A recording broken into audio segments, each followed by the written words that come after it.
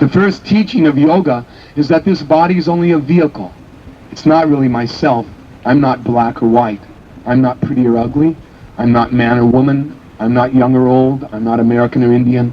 I'm not rich or poor. These are bodily designations. These are the things that keep us apart from each other, aren't they? These are the things that wars are fought over. See, these are the things that prejudice develops over. These are the things that all anxieties, in fact, develop over, are these bodily false egos, these bodily designations.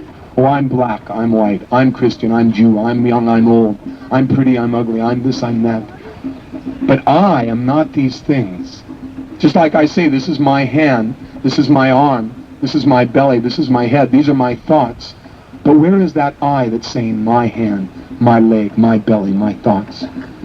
That I was there when I had a 10-year-old body. When I was having 10-year-old thoughts, I was thinking I was Davy Crockett. You see? But that's changed. The body's changed, and my ego, my sense of identity has also changed. But I, the one that's watching these different changes of body, these different changes of mind, that I, myself, my consciousness, that's been there and will go on as I change 80 years old, 90 years old, and again and again and again.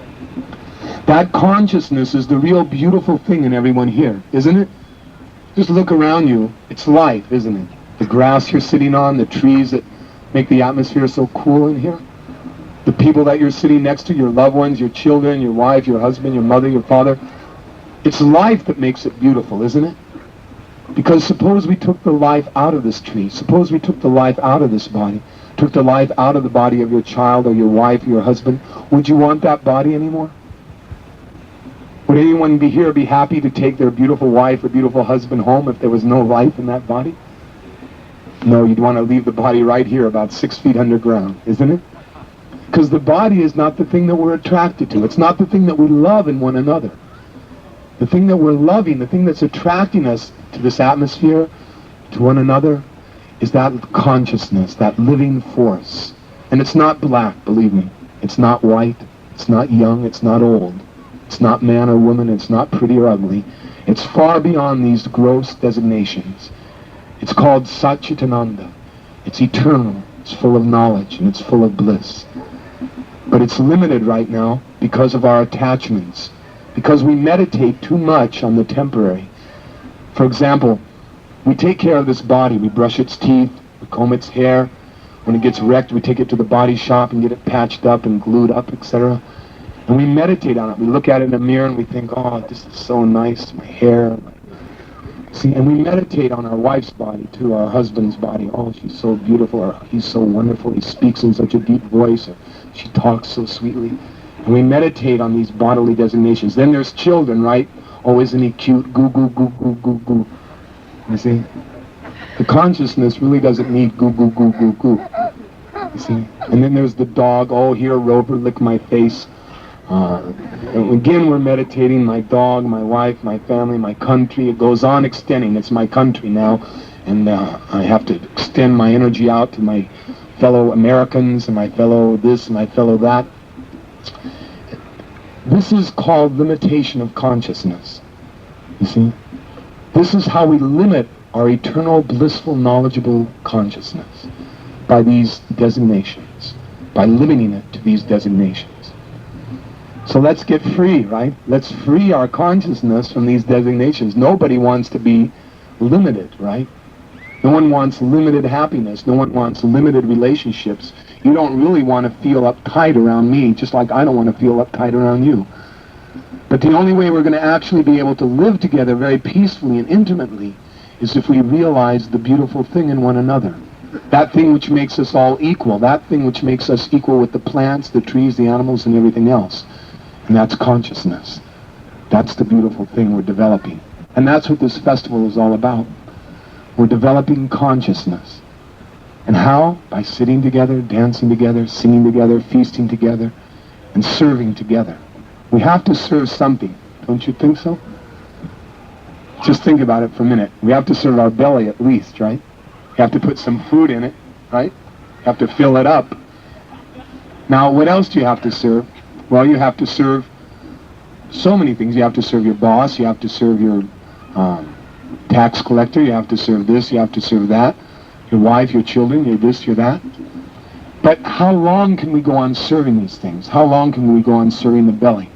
For a few minutes, that's all. Then go on to serving something else. In this way, our mind is wandering, accepting something, and then rejecting it, accepting, rejecting, accepting, rejecting, looking for pleasure, isn't it? Why do I serve my belly? I'm looking for happiness. Why do I serve my wife? I'm looking for happiness. Why do I serve my children? For happiness. I'm serving because I want to be happy, and I know there's no other way to be happy but to serve. But what to serve which will bring the highest happiness, unlimited happiness, that we haven't found in this material world. Everything has a saturation point, like our belly, like our wife, like our family, like our eyes, ears, nose, our genital. It also has a saturation point. See, how long can we enjoy sex life? For some time, then we have to reject it and go on to something else. Because it has a saturation point like anything else. But there's a type of pleasure that has no saturation point, and that can be experienced just by a child. If he simply allows his consciousness to stop accepting, rejecting, and fix on that unlimited pleasure within. Hare. Everyone can say that. Hare. Hare. That unlimited pleasure within. And if we fix our mind on this unlimited pleasure, then we'll become madmen. In the ordinary sense of the term, we'll become madmen. Because people will think, why is he doing that over and over again? Hare Krishna, Hare Rama, Hare Krishna, Hare Rama, Hare Rama. Why doesn't he say Coca-Cola, Coca-Cola, Coca-Cola, Coca-Cola? Why? Try chanting Coca-Cola for a while and you'll see why. For one thing, you're going to get really thirsty and you'll find out that the word Coca-Cola is not going to satisfy your thirst. You need the substance. But if you chant Hare Krishna, Hare Ram, Hare Krishna, Hare Ram over and over again, you'll find out that that name and the object, that unlimited reservoir of pleasure, are the same. And therefore, whatever you could derive from the reservoir of unlimited pleasure, you can derive from this sound vibration. And therefore, you'll be very illuminated as you chant. You'll think, I can go on doing this forever, and you'll become a madman going through the streets. Hare Krishna, Hare Ram, Hare Krishna, Hare Ram. It's something you can do forever. While you're in jail, you can do it. You see, and you won't be in jail. You'll turn the jail into a place of self-realization. You see? When you're the president, you could do it, and you won't be the president. You'll be a self-realized yogi, really able to lead people to the path of perfection instead of cheating them. You won't be a wife anymore, a husband, or black or white, or young or old, or man or woman. You'll be pure consciousness. You'll see yourself and everything as pure consciousness. And at that stage, you can really be happy. Then you can actually see things as they are and not be illusioned anymore. So this is the warm invitation of Krishna consciousness. It has nothing to do with black or white, young or old, or believe me, Christian or Jew or Hindu or anything like that. We consider these to be as much a part of false ego, Christian, Hindu, Jew, as we do black, white, young, old, man or woman. Because they're delegated to this body. I'm born in a Christian family, I call myself a Christian, right? I'm born in a Hindu family, I call myself a Hindu. So because of this body, I'm a Hindu. Because of this body, I'm a Jew. And if I was born 1,000,000 years ago, would I be a Hindu, Christian, or Jew? No. But I'd still be a servant. I'd still have my consciousness. See? Suppose you're born 100,000 years from now. Are you going to be a Christian or a Hindu or a Jew? No. But you'll still have your consciousness. You'll still have to serve. And you'll still want to be happy. So, the real religion which underlies Christianity, which underlies Hinduism, which underlies Judaism, which was taught by people who weren't Christians, like Jesus. He wasn't a Christian. And people that weren't Jews, like Moses, he wasn't a Jew either. You see? And people that weren't Muslims, like Hazrat Muhammad, he wasn't a Muslim. You see? Or people that aren't Buddhists, like Lord Buddha, who's not a Buddhist either. You see? Those persons who realize that religion, which underlies the organizations that came after them, which lost it for the most part, that realization, that can be had at any time, in any place, in any circumstance. Never mind what designation you may be in. And that realization is your loving service attitude. It's like, what did Jesus say? He said, love God with your heart and soul and mind and all your strength, and your neighbor as yourself. And this is contained in all the law and the commandment. That's the real religion, you see. That's it. That's it right there in a nutshell.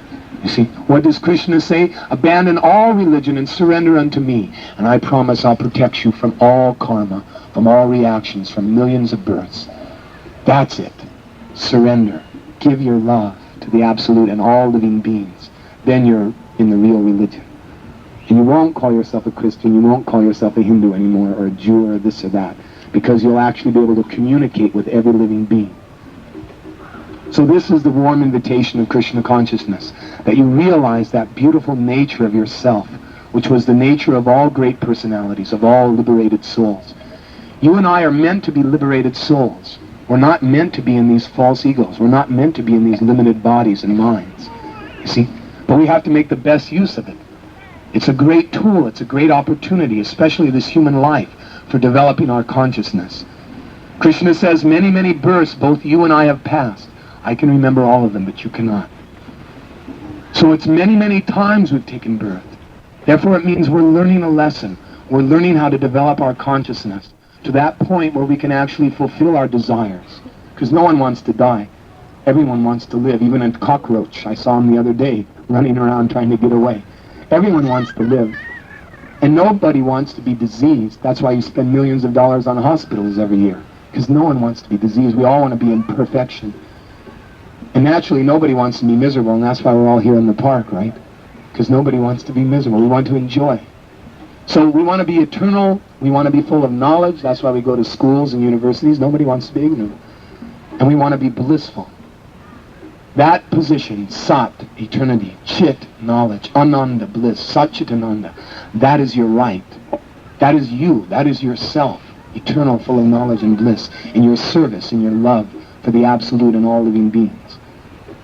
This is Krishna consciousness. Don't think that Krishna consciousness means another sectarian religion. It doesn't. We're not pushing a religion. I didn't quit all other religions when I was 18 years old and at the age of 19 except this. I'd already rejected organized religions. This is not that. This is not what makes another rope end that doesn't tie to the rest of them. This is what ties all the rope ends together and makes them all seem very sensible. Why Jesus appeared, why Buddha appeared, why Muhammad appeared, why Sankaracharya, why Chaitanya appeared. There are millions of incarnations and all of them have their function. And this knowledge, although it may appear to have been hidden for thousands of years, is actually revealed.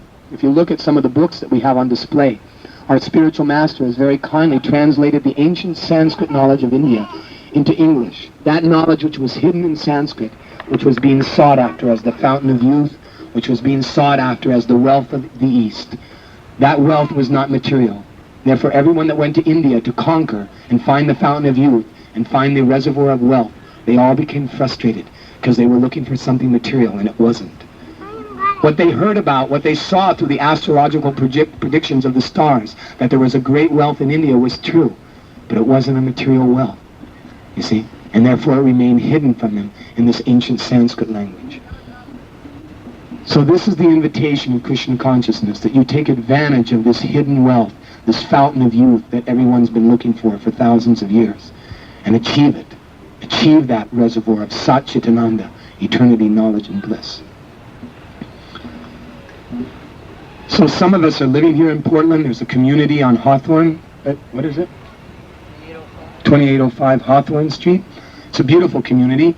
We're visiting it. My name is Vishnujana Swami. I've been in this movement for about 7 years now. And we're traveling around the country in a big Greyhound bus. It's parked right over there, in fact. It's fixed up like a temple inside, and we carry all this stuff comes out of its belly just like a big transcendental fish. It rides into college campuses. It rides into scenes like in Berkeley and also in Santa Cruz, California, different parts all over the country. And it unfolds a festival just like the one we're having today. It's not an ordinary bus. It feels like that, like a gigantic transcendental fish that kind of swims around in this material world. It's on its way out. And it's inviting other people to get on board too. So any of you that would like to get out of this ocean of birth and death, this ocean of old age and disease, and enter into our real atmosphere, eternity, knowledge, and bliss, our invitation is open to all of you to chant, to dance, to feast. Not to necessarily join our religion, not to shave your head, not to put on robes, not to do all the things that we do, but to do that which was done by all great souls, singing the glories of the Absolute, dancing in ecstasy, and feasting on beautiful food first offered with love to the Absolute.